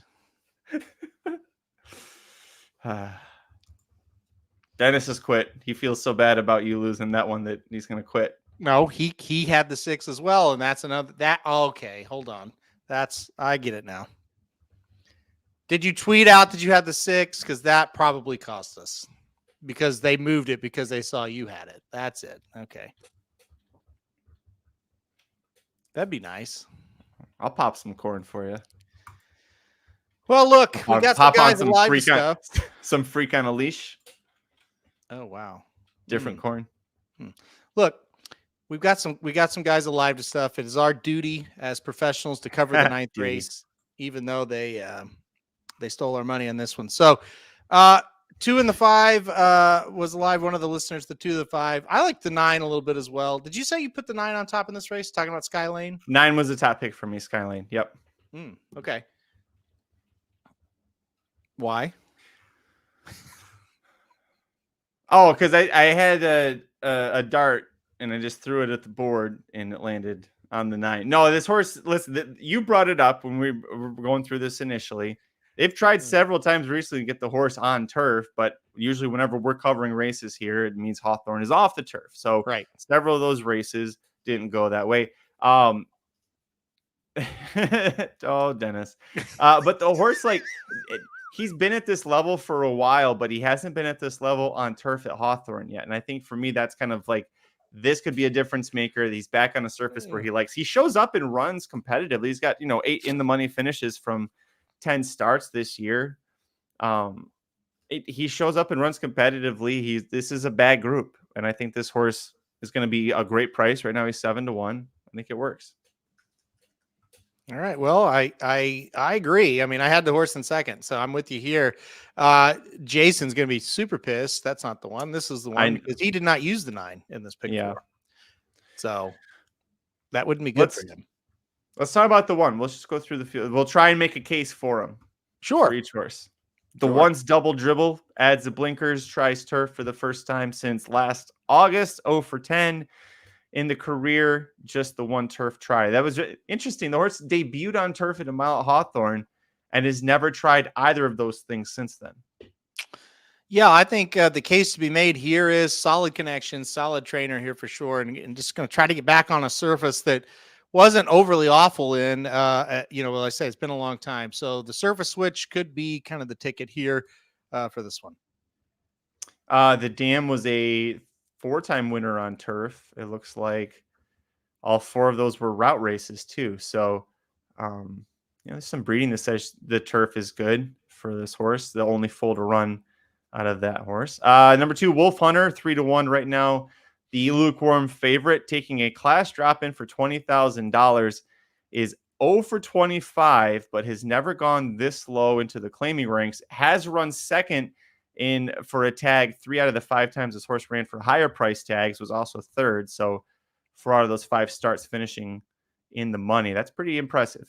4 out of Well, 6. I'm sorry. 4 out of 6. To me, the big question is this horse a winner? And that's what we're going to find out today, because it could just be a horse that likes to run second and third a lot. It could be a horse that's just been running just a little too high. Finally, we're in a logical spot. We're going to get it done. It's going to be one of the two. The 3 Starker. I remember this one from before. Shit talker. Starker. 0 for 2 in the career. Tried turf routing against maiden special weight. Last of 9 throughout the whole race. Wolf Hunter was second, because of course he was in the race. He was going to run second. And then last time out, turf sprinting at the maiden 20 level. Showed at least some improvement. Did pass horses. Did gain an advantage from the start to the finish. But both starts so far has been way back early, and that's not a good sign for this low level. Well, I think stretching out in distance again will probably be a little bit of a help. Second time running as a gelding, maybe a little bit more comfortable this time. You would know more about that than me, Magic. So I think more aerodynamic. What's that? What'd you say? More aerodynamic. Okay, so I think that's the case to be made for the 3. Good connections too. DeVito's 27% at the meet. Alexis Santino's 20% together. They're 3 for 10. So good connections. Just we'll see what happens with the horse. The 4 Lone returns to routing, actually set the pace and finished to be second, 2 back against Illinois maiden special weight horses here, going a mile and 16th. But takes the class drop now for the return to routing. The way this horse wins is going gate to wire, right? He's running right on the front end. Yeah, it looks like that's where the horse has been most effective. The class drop's going to help. If you can be good enough to set the pace in a special weight, even though it was an Illinois bred race, you probably are going to be good enough to set the pace in a maiden claiming event. So even though it was state bred, last few times, not last time out, but the 2, 3, and 4 back, this is still a big drop in class. So I think, go to the front, try not to look back. One of 2 horses, Buffalo Bill's going to use an exacta box, is the 5 horse who just became the 7-2 favorite. There's a good look at Wolf Hunter, by the way. Sharp Strike, taking a class drop, debuted against optional claimers, wasn't in for a tag that day. So first time this horse is actually running for a tag, and you look at the form and you can kind of see why. Yeah, not much of anything happening with this horse. 9th, 7th, 6th, 7th. Another one, the drop in class, connections aren't bad. Pretty good trainer here. Maybe that'll be the difference. The 6, Jake's Channel. I got the English Channel breeding going. 0 for 12 has never hit the board. Best career finish. 6th beaten 8.5. 6th beaten 11.5. Say something nice about Jake's Channel. There's hard to say anything nice about this horse. English Channel is a horse that I loved, though, and did like English Channel as a sire when he standed at where? Calumet Farm. I do like English Channel as a sire. That's I got a friend named Jake, nice guy as well. So there's a couple things. Possibly getting the bug jockey aboard. 10-pound bug jockey making just the 7th career start. This horse shown some speed in the past. You go back to September and June of last year, showed speed sprinting, showed speed routing, didn't hold on, but I think that might be the best chance for the 6 is just, you got the maximum weight allowance possible. Just go and see what you can do on the front end. The 7, Ricky's Best. I know we covered this horse in the last race. I remember that name very well. Did not give the best effort, but has tried the last 3 races to get onto the turf and keeps getting it rained off. So now finally on the turf, is this the time you finally take a shot with the 7, Ricky's Best? Well, I think this is the time we're going to find out if the horse is good at what they want him to do, which is get on the turf here. We're going to finally see it. So that's nice to see. They'll be able to make a decision one way or another now that he's finally on it. But yeah, I don't think this is a horse I'm real interested in. Saw the real Ricky a lot this summer. I don't know if he's doing his best or not. Don't know if this horse will do his best or not. So interesting to see on the turf, but not a lot of interest from me. The 8, Io Fedro. There's Ricky's Best. There he is. Sired by Get Stormy. The 8, Io Fedro, comes from the Always Dangerous Team Block, who owns, bred this horse. Chris Block trains. He's 29% at the meet, but he's continuing to use a jockey that he doesn't have much success with. They're 0 for 6 together at Hawthorne, and the jockey race is just 9% overall at the meet. So, the trainer, you're like, yeah, this is exciting, but the jockey that's aboard and the fact it's a Union Rags, hate Union Rags horses on turf. It's hard for me to be interested in this one. Yeah, same for me. I do think, this is a drop in class on the turf, which is what they wanted. They did drop in class last time out, but it was on the dirt. And I don't really think that was this one's game at all. So, well, another one kind of like the 7 and kind of like the one we're going to talk about. At least we get to see the horse where they want to put them. What does that mean? Not sure, but I do think has a better chance on the turf. And then the last in my top pick, the 9 Skylane right now, 7-1, is there's Io Fedro on board. But I want to bring this up before I move on, just in case somebody's not used to it. So I see Union Rags, and it's like a 99% chance. If you're on turf with the Union Rags, I'm going to skip you. The horse is 5% producing turf horses, whereas he's 14% on the dirt. Like a huge difference, a huge pass against me. But you've got the Giants Causeway on the dam side, so maybe that's why they keep wanting to go that route. Though my question back would be, my follow-up question is, why the hell did you breed Union Rags to a turf dam? Whatever. The 9 Skylane finally going to get back onto the turf. Tried to be on the turf in 5 of the last 7 races. 2 of those they just said, fuck it, we know we're going to have to go somewhere. Might as well do it on the dirt. And second one of those didn't run well in the other one, but it's a horse that consistently shows up 8 for 10 in the trifecta, but approaching career maiden status at 0 for 15. Yeah, that's just it. I mean, now's the time, right? We're going to get this horse on the turf finally. I know that's an angle people really love to play. So, hey, we got scratch off. We're now on it. The form got muddied up because of it. Now we'll see if this horse can actually do something on this surface that they want to run on. So, good price, though. Very good price. Very logical horse. We'll see. Just like the 7, just like the 8, we're going to learn what this horse is all about today. We're going to learn today. We going to learn. Jake's channel is 3 pounds overweight, and that's the horse that had the 7-pound bug boy. So what? Ortega had too many cheeseburgers yesterday, I think.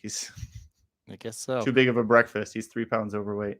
Photo finish at Del Mar, by the way. We'll see if they move the line. I'll report back on that. Who did you need? I think I have them both, so it's fine. Oh. No, now it'll be an inquiry. Stewards review. The 7 would be better, and I'm 99% sure the 7 won. So there you go. Here we go. They're going to slow it. Here's the slow motion. 7, 7, 7. Oh, if the 1 wins this one, I quit forever. It's not that close. So 7-1 at Del Mar. Okay. Close finishes here at Hawthorne, too. Both races. One was the first race we covered was not really a photo, but close. And then last time they cheated. So it'll be interesting to see what happens in the third race that we cover here. There's Ricky's Best, 9-1 now. Io Fedro, team block, familiar green and yellow checkers. And then Skylane, Julio Felix riding. Hawthorne's not a track that I usually cover that often. They're not being covered on FanDuel when I'm on air, if they are running. But I have covered a lot of FanDuel racing. And that track makes me wish it was Hawthorne, because at least they have turf racing. Yeah, I don't think there's any question. If you're gonna compare Hawthorne and FanDuel, it's Hawthorne all day long. And again, I mean, we've talked about this before on here, that Hawthorne has a major opportunity now with Arlington gone to kind of be that track that's like, I mean, it's the Chicago market. People want to go somewhere other than, Ellis or Churchill. Hawthorne has a chance to move up here and they've got the turf course, be that 3rd or 4th track during the summer. And there's no reason why they can't. And I think that's what they're going to try to build towards. They're, getting casino, going to try to really help the purses. And I think there's something there. It's a nice facility where, unfortunately for FanDuel and others like FanDuel, you don't have a ton to work with there, right? You don't have a turf course. Everything's outdated. There's not a lot of money being put into it. So you're going to just kind of be who you are. Hawthorne's one of those tracks, and there's not many left that can really kind of move up. So hopefully we see that happen. Shoddy must have had the exacta there. 7 over the 1. 7 was 3-1. The 1 was 3-1. And 18-1 exacta with that. I'm trying to see what what we've got going here. I'm trying to see if this is $18.90 for a buck. Wow. Yep. Good job, Shoddy. Yep. 1890 on that one. And it's good payer for sure. The 7 was my second pick in that. And I really thought about putting that horse on top. That's one, like, sometimes your second pick wins and you go, well, probably wouldn't have ever, but this one was one I debated on. I hate when that happens. So let's see, Jason. Yeah, I'll read it here.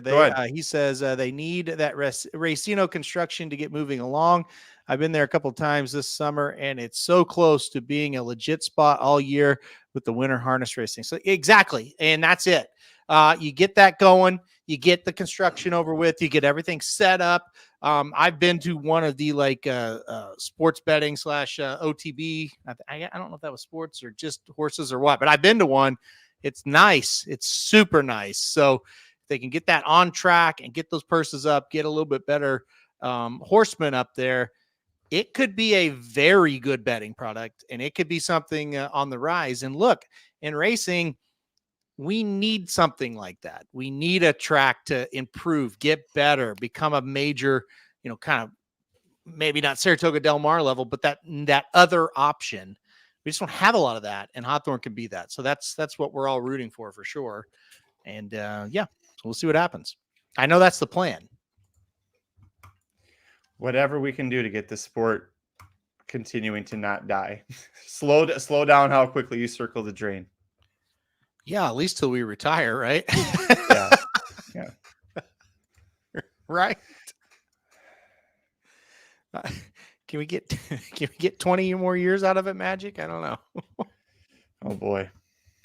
I think we can. Dude, I've changed my job so often recently. It feels like, or my career in the last handful of years. I'm like, in 20 years, I'm going to be doing like something not even in this industry, like something completely different from what I'm doing now. That's just kind of how my pattern has been.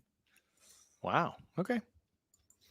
Well, that's good to know. I was managing hotels, then I was managing homeowners associations.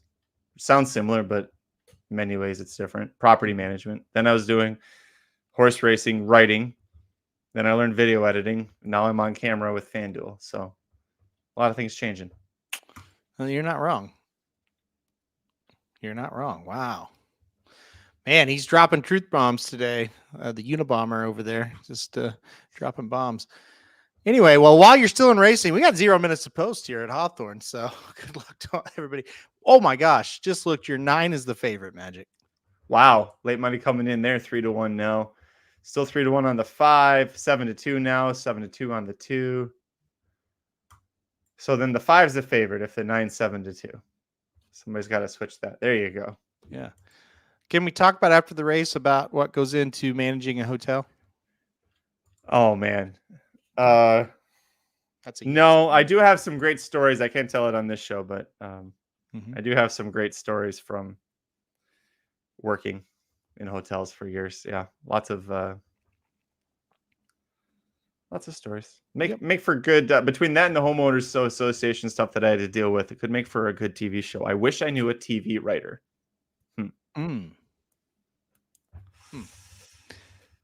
Contact me after the show. It was not that kind of a hotel.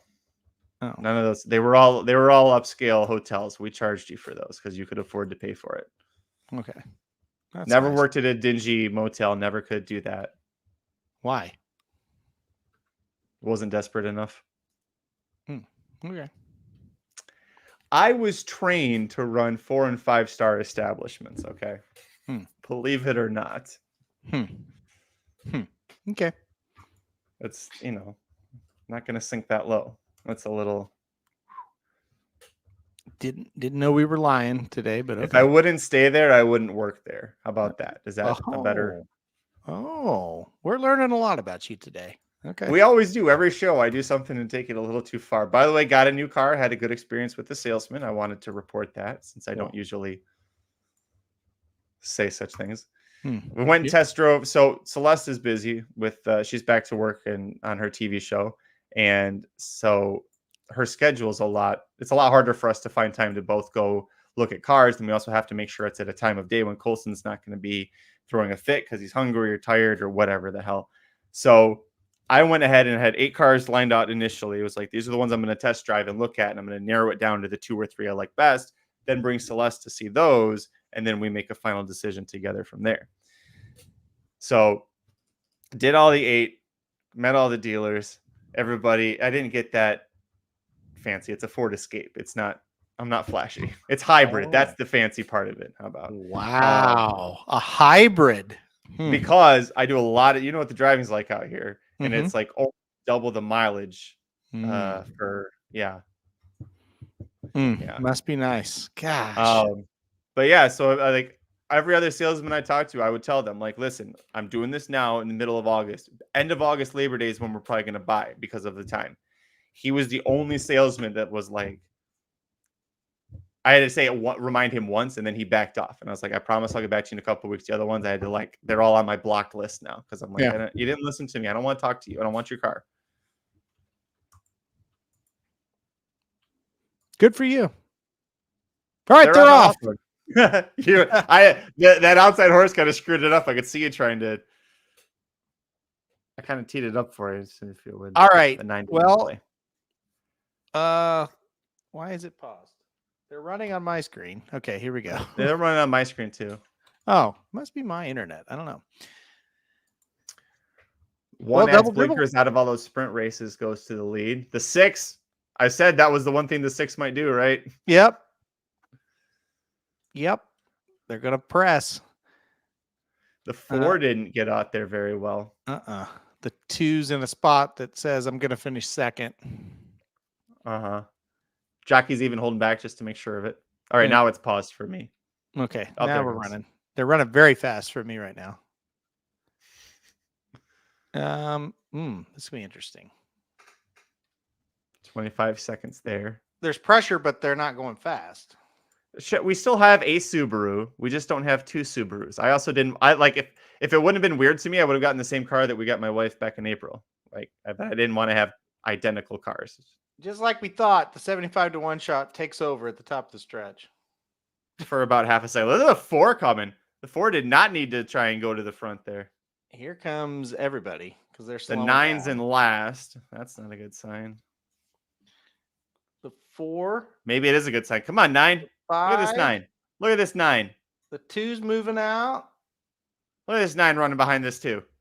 Let's see if this 2's going to lose a photo here. Come on, get up there. Oh my gosh, this 2 is such a donkey. Come on, 2. Come on, dude, get up there. You're not going to.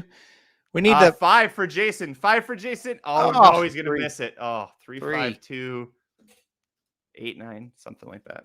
8 or 9 got 4th. All right, the 2 is definitely just a maiden. Yep. The old shit talker won. Shit talker got it done. Stretching out. Yeah, another Jason. loss. Sorry, Jason. He just said, where was it? He said he'd been 3 or 4 the last few days too. Oh, sorry, man. Sucks. Been 3 out of 4 the last 3 Thursdays. Apparently, I'm terrible at the final race of the day. No. Oh. Boy, the 5 looked like he was going to come back too. Yeah.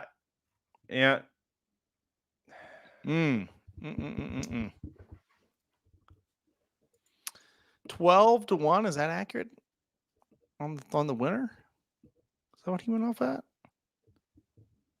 15-1. Holy cow! Yeah, that's crazy.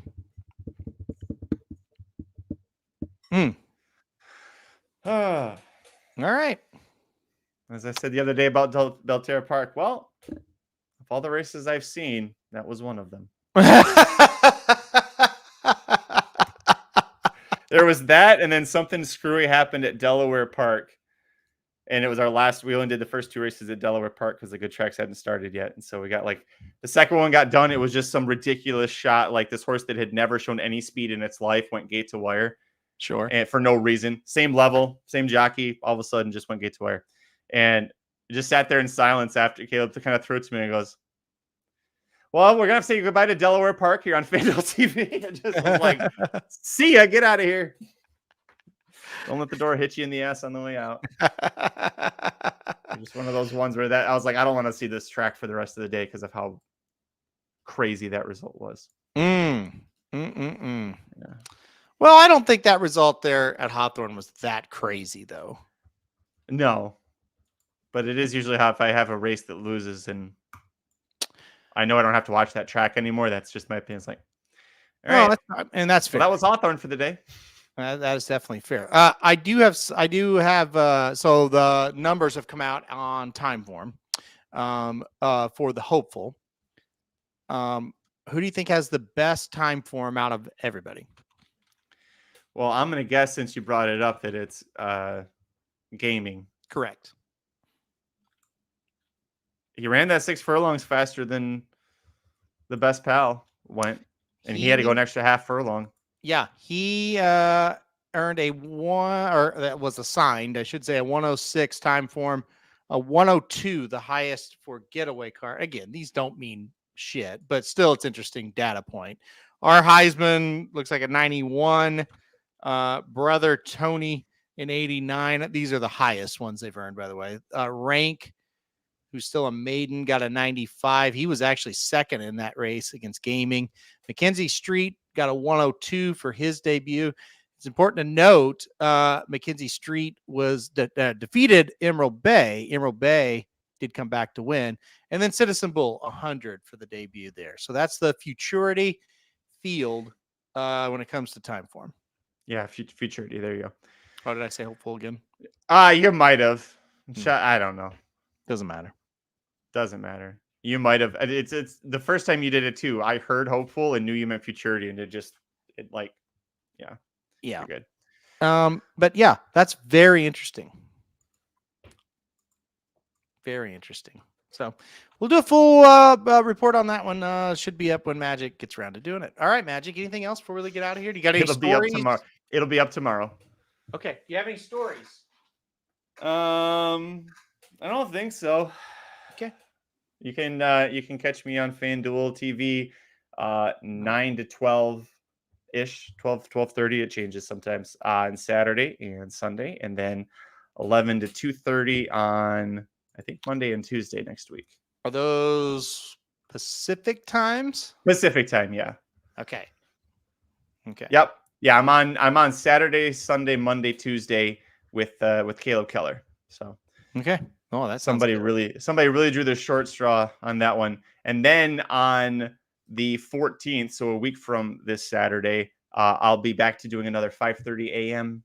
shift covering European racing. That's what I was going to ask if you were in doing that again. So that's good. That's good. How was the trip to Del Mar? Was it good? Oh, it was awesome. Well, it almost didn't happen, kind of. The whole plan was like, okay, so if you guys don't know, FanDuel very graciously will put up everybody in a hotel if you have to drive down, or they'll offer it. And so I was like, yeah, this would be great. Take a little mini family staycation down there. And there's a pool there, and it seems pretty quiet. So I was like, Celeste and Colson can just hang out at the pool, and we'll go out to dinner. San Diego is real close by. We'll go out to dinner in San Diego. It'd be nice. Have to go to a spot by the water, and then they can come to the track at some point Sunday. I'll get to see. I told you this, but the very first horse I ever had a piece of with my racehorse, Moonless Sky, her first foal is 2 years old and actually debuted that Sunday. So the whole plan was, she's the fourth race. We'll just stay through the fourth race, and then we can take off, and it'll be fun. And then Friday, I get a call that Colson's got a stomach flu and he's throwing up everywhere at school. And I'm supposed to leave Saturday for Del Mar for the Sunday morning shift. So suddenly it's like, he didn't, it was about a 6-hour period where he was throwing up. And so we're like, I've got to go for work, but they probably shouldn't. And then Saturday morning, he bounced right up and he was lethargic, but damn much energy. But we kept asking him, do you want to go? He's like, yeah, I want to go to the hotel. I want to go to the hotel. Okay. So, we went down and we had a nice dinner at San Diego, right on the water at night, which was a lot of fun. And then I woke up in the morning, did the little walk. It's like 0.4 of a mile from the hotel to the first tunnel. Not that one where you have to walk a mile from the parking lot, but the side gate. Yep. And so managed to just hop the gate myself. I was like, I'm supposed to be here. That's fine. I'll ignore that. That was only shut because of cars, right? Not for me. Right. And then got to walk through the barn area for a while, and that's always exciting. I haven't been to a barn area in like 2 or 3 years, so that was really exciting. Actually, pre-COVID, that was my first time since COVID. Wow, it's been that long. Wow. So yeah, just got to walk around. I got to go see her in her stall. Can't touch her or anything because she's in the detention stall because she's racing that day. But Yep. then yeah, got to do this. Host on the set was a lot of fun, and had Kalleward with me. We had great weather, and it was a lot of fun. Just a lot of fun. The kettle corn stand was just on the other side of the archway from where the set is, and the wind blows right through it like a tunnel. So when they fired that thing up at 9:30, Kayla and both looked at each other. It's gonna be a long next 3 hours. Yeah, I love it. So that was fun.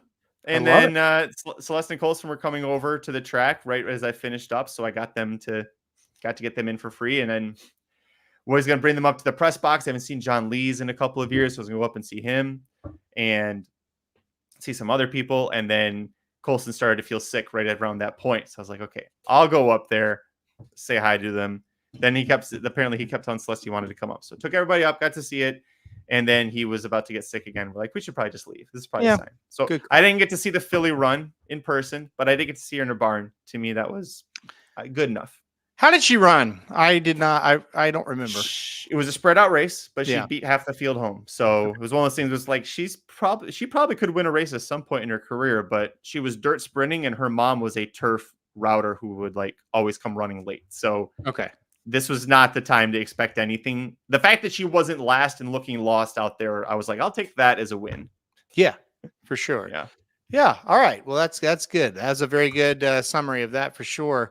Sorry, it's kind of long. Yeah. No, it's good. I could tell you're excited, so I just let you go. First excitement I've seen out of you all day. I was going to ask, did you eat any ice cream while you were there? So I did take them up to the press box area and then the cafeteria across the way. And like he had to go to the bathroom, and he's in this weird stage where mom has to do everything, which is not really so much. You'd think, hey, that's a blessing. No, it's just a curse, because it's not fair to make Celeste do after. I think you have to take him into the bathroom. So takes her into the bathroom. It's right across from the cafeteria. I'm like, I'm gonna go sneak some ice cream. I've been eating pretty good all day. So there's like just enough of the black cherry, which is one of my favorite flavors, is just enough left to make one cone, with a couple scoops on it. I take one bite, I turn around, and I see them come out of the bathroom, and Colson's like, is that ice cream for me? And I was like, yeah, buddy, it's for you. Here. But you're not supposed to eat it, so it's probably good. And it's not like I had a 3+ hour drive back home as soon as we got in the car. All right. I don't know who's the child, Colson or you. You're not supposed to remember. No, we're not getting into it. All right. Okay. By the way, when we drove into town, when we arrived Saturday, we went to the hotel. I had to go to the track first to get my credentials, then to the hotel, and then down to San Diego for dinner. So as we drive into Del Mar, we passed by the famous liquor store that we visited at the as soon as they were open. And I told Celeste the story, and she just looked at me. She goes, "Doesn't he just usually buy a bunch of drinks at the track?" Yeah. Why didn't you just let him do that then? Well, I hadn't been to the track with him yet. I didn't know. No, it's because we were in the press box. We felt like we had to sneak it. That's what it was. We were sitting upstairs. There wasn't anything up there. And we thought, oh, God, we can't go down and buy drinks and bring them up. That's why we did it. Oh, I thought we did it because it was cheap. It also is cheap. So I had been sober for like 3 months, 3.5 months, something like that. And I was like, my first drink was going to be on that trip, and it was going to be at the track. So I've never had a Del Margarita before. All right, I'm going to have one of the classic Del Margaritas. It's fitting. I'm back here at the track. We're having lunch, as a family outside that little deck that overlooks the paddock. Mm-hmm. And I was like, and I haven't drank in a long time, so my tolerance is going to be gone. Sure. That thing was like 90% syrup. I didn't even feel a buzz. I was like, okay, so I broke the sobriety. It tastes good, but there's no residual effect. Okay. Might as well just have a soda or something, right? Yeah. It definitely wasn't worth $20. I'll tell you that much. Ooh. If you I can't remember what the name of the drink is there. They use white rum and something. Well, Well, this has been 3 or 4 years ago, I guess. The last time I was at Del You Mar. add Well, your no, own the little Breeders' mini Cup. bottle floater on top because that would make it better. I don't know. They use Captain Morgan white rum and something, and they serve it in like a beachy looking thing. It's really good. Yeah, it's very, very, very good. Yeah. I did get a new commemorative cup. I don't have it near me. I actually meant to show it to you, but I still Oh my yeah, no, 27 that's the old cup. Yeah. the old cup. I had to retire it because there's a slight crack in the Mm, side, or no, it's at the bottom. It's just like starting, but I don't want to like ruin it. So yeah, it sits up here on my trophy case now. I got you. Well, congratulations on having a drink. Oh, you know what? So are we just gonna sit and talk for a minute, or should we do it off air? It's up to We you. got a couple of minutes left, but I got to go to the bathroom, so I don't have a whole lot of time. I had ice cream for lunch. I'm kidding. I've had 2 of these water bottles over the course of 2 shows. You totally stole my joke. But God, what was I gonna even talk about now? Oh, I had something. Oh, I had something. I'm a little embarrassed to admit it, but it was extremely, extremely good. And I only got it because a female that I was with that's married to Vinny, so not that kind of female. She had one as well, and she said, "Just get it; it'll be good." A lemon drop martini. Have you ever had one? I don't. I've only had like 2 martinis in my life. I think maybe Celeste had gotten one and I tried it. I don't have a bad feeling towards. I'm not going to make you feel bad about it. Martinis are no joke. I don't care how girly they look or anything. Martinis are no joke. So I got one basically just to drink it with her and be funny. We were out to dinner. It was after the Travers. No, it was the day after the Travers. We went out to dinner at Morton's, and we were getting it. And I was like, I had drank so much like rum and coke the last 2 days. I was like, I just don't want to do it. Then I was like, Brittany, like, what are you getting? I may get what you get, just something different. She's like, I'm going to get a lemon drop martini. I was like, okay, never mind. I'm not doing that. And then she's like, just get it. Who cares? I was like, okay, I will. And so I had the first one, and I was like, yeah, that hits. That's good. And I did not realize how drunk you could get off of those, because I just had another one, and I was like, yeah, it's good, And by the third one, I was like, oh shit, like we're in trouble here. I'm glad I'm not driving, So yeah, they're good though. I would recommend them. Yeah, I'll admit it. There was a back when I first started dating Celeste, we lived on opposite sides of the state of Michigan. So I went over once and we had dinner. It was this place that was like a martini bar. Like they had a huge, like a whole menu devoted to specific martinis and stuff. So I remember trying a couple then. That was the only time I've had martinis, but I wanted to go somewhere where I knew it was going to be like their specialty. And they were good. And yes, you could taste the alcohol, like not necessarily gross, but you just know this thing's potent. Yeah. And I think if I hadn't drank a little bit at the track that day, I probably would have been like, oh, take this a little slower. But they like the mix was real good, and it's like, oh, I don't think there's much in this. And then they do hit you pretty hard. And then you're telling stories you probably shouldn't tell all of a sudden at the dinner table. So yeah, it was good though. I would recommend that if you're out just trying to chill out. I think that's a good one. I've never had the Del Margarita. I've seen billions of them though, so they're very popular. But I'm sorry that it didn't work out for you. But oh well, right. What can you do? I also don't say I've had a Cosmopolitan before, and I know that's the very Sex in the City thing because it's pink and that's what they drink. But that'll also screw a Cosmo can also screw you up. I've never had one of those, and I'm not making fun of you. I've never had one. What do they taste like? There was I'll tell this story. I don't think I've ever told you this story before. How I tried a Cosmopolitan. So when I first moved to LA proper, I first moved to California. Celeste lived down here. I lived up in Lancaster, which is like an hour-ish north of here. Worked at the baseball stadium there. When the season ended, my housing there ended. And so we had talked about moving in together. And she had already committed to living with some of her friends at grad school. So we're like, let's find a house. We found a house that had just enough rooms for all of us, for 5 of us total to live there. And we joked about how there were like different, they're all women and then me. And I also like to start making money a little bit when I first got down there before I figured out what my next career was going to be. I went to bartending school. I was like, I'll just do bartending on the side, get an actual like mixology training.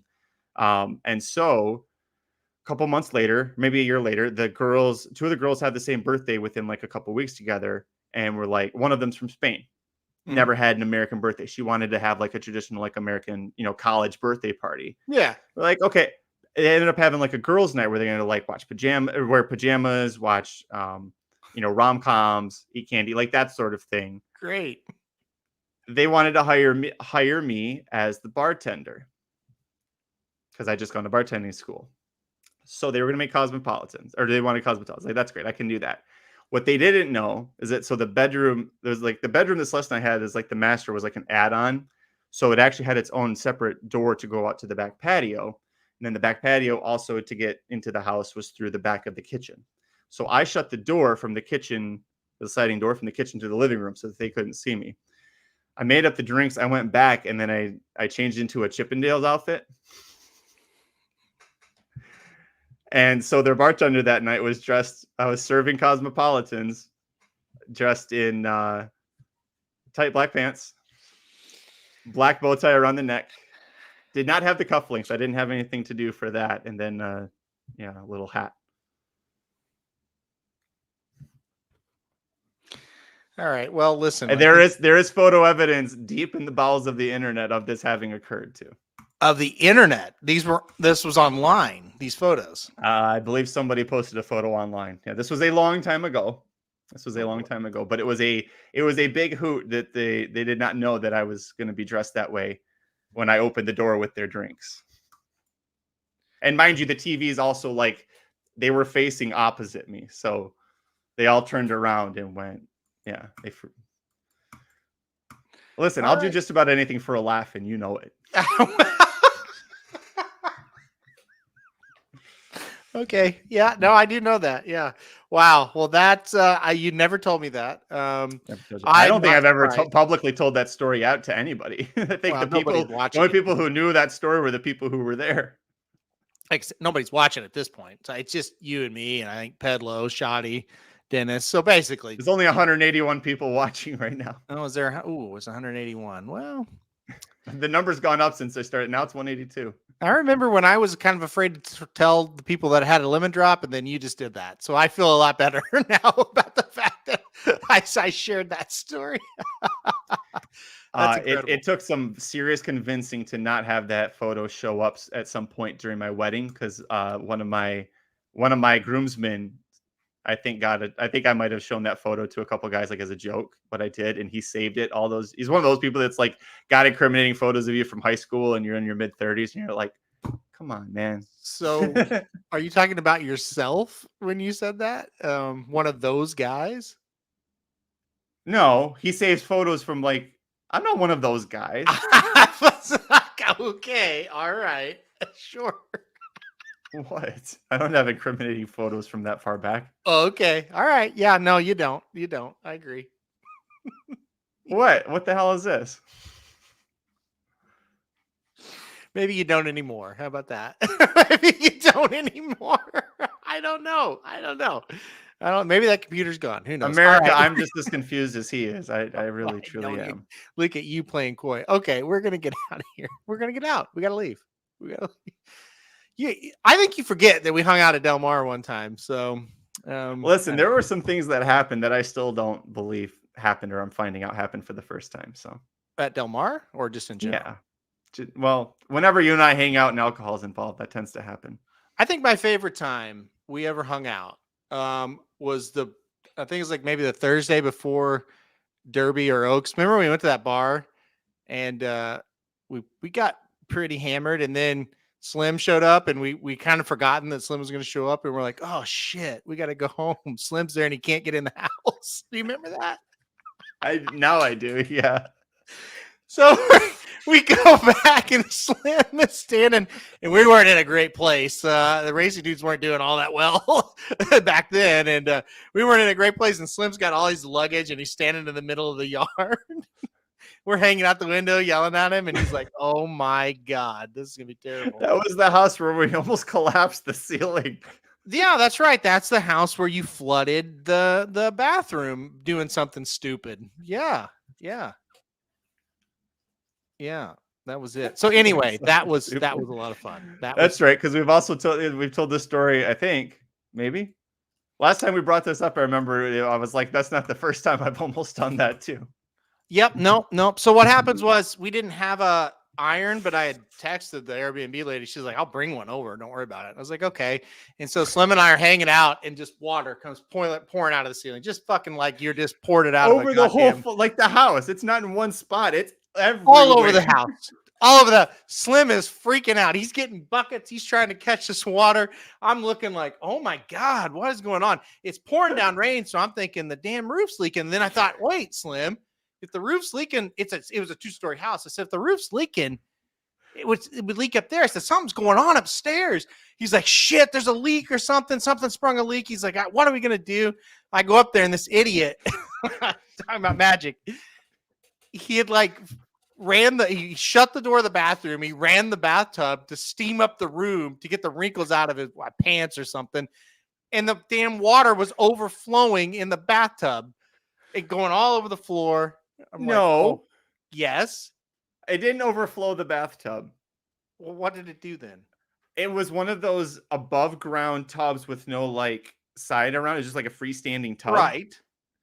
I'd never taken a shower in one of those, so I didn't know like how to exactly wrap around the, like you have to tuck the shower curtain inside the bathtub. Yeah. So it was hitting the curtain and then going outside of the bathtub. And I was in the shower when you guys came on the door, and I was like, what? And they're like, it's magic. You're flooding and I'd step out and I step into like that much water on the ground. And I went, uh-oh. And then we get everything, try to get it dried up. We're freaking out, like towels, every possible towel had been used. All the paper towels had been used. Pots everywhere in the damn kitchen and walkways. Ceilings that on the orange floor. Color. Yeah. And then you guys like finally tell the landlord, she goes, oh, it happens. I'll send my husband out to fix it. And we're like, it happens? Maybe tell us that when we first get to the Airbnb and like the welcome manual. By the way, here's how to use the bathtub on the second floor to make it so you don't cave the whole goddamn house in. Oh, God. That was something. What a trip. What a trip. Wow. Yeah. I'll never forget Slim running around like a chicken with his head cut off, trying to find every bowl in the house to catch this shit. That was the same trip. That was the same trip where I learned that the myths and legends about Saratoga Slim, some of them are just as true as they're. Well, you learned that and not me. I want to make that very clear. But you did run up the stairs when you learned something about Slim, and he's not lying. He's not lying. And I'm like half asleep. I'm like, what are you talking about? He's like, you're like half asleep, dream about it. I know. No. And I said, Magic, get out of here. Like, I don't know about this, So yeah. So anyway, there you go. And then Maximum Security got disqualified from the Derby, and then things were never the same. Yeah, that's when I don't know if it was a beer bottle or a soda bottle came from like this close from my head as they were throwing in the bottles. Remember that? We were walking down to the tunnel to get back to the meeting room, and they were throwing shit onto the track. You remember that? I forgot about that. No. Yeah, it was crazy. Oh, maybe man. you weren't. Maybe you had already gone in. I don't know, but no. Yeah, it was crazy. I remember how many. I remember losing count of how many packs Slim smoked that weekend. He smoked a lot. Yeah, he smoked a lot. He did. That's the only way we were able to see him. It was night, and we could see a cigarette out in the. You see it out in the yard. One cigarette and a puff of smoke, and despair following after it. That one's Slim. Okay. And the look of disdain as we've been sitting there 2 hours. We finally look at our phone like, oh shit. Should we leave? Nah. We've already made it this far. Like, we'll just keep going. Yeah. Good times. Good times. Yep. All right. That's it. That's a good way to end the show. We haven't lost any viewers. People are still tuned in listening to us. I feel like we may not lost viewers, but dignity maybe is what we've lost here. So did I have any left to lose? Well, you are on FanDuel, so. Oh. Right? Ouch. All right. I do need to pee, especially after all that laughing. I'm well, like it's like if you give the gas pump one more squeeze, like there's going to be some that comes out. I'm sorry. Let's see if we can make him do it live on air. I'm just kidding. You're doing great on FanDuel. Doing a good job. I like you and Caleb. I like that pairing. That's a good pairing for sure. We have a good time. All right, we're getting off of here. Good news. We will be back next week. We will talk about Hawthorne some, and then we'll talk about we have a lot of stories together. So we'll talk about some more. So make sure to tune in next week for that. All right, we're getting out of here now. Everybody have a good rest of your night. Everybody have a good football Thursday. Everybody have fun. Everybody good luck your fantasy team. Bye-bye.